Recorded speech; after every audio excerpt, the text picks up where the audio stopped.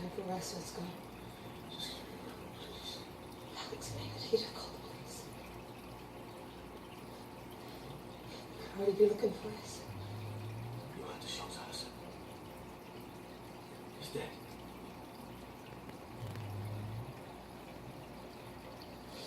Let's go. Get up. Get up. Leave me here. I'm slowly down the stairs. Just leave me here. You don't want that. I broke my fucking leg. What more do you want from me? It's not broken, Ed. You're walking on it. Fix other things.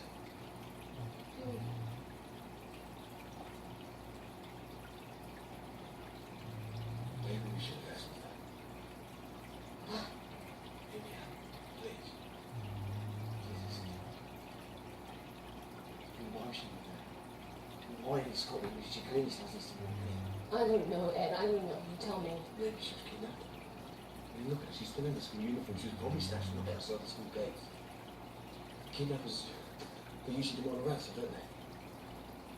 In which case, if there's probably another party involved, police, please come along and trample on a delicate situation. You might blow the chance of a safe hand on. What if we've killed her? This is awful. Okay. I'm just Just fucking. Could you leave her?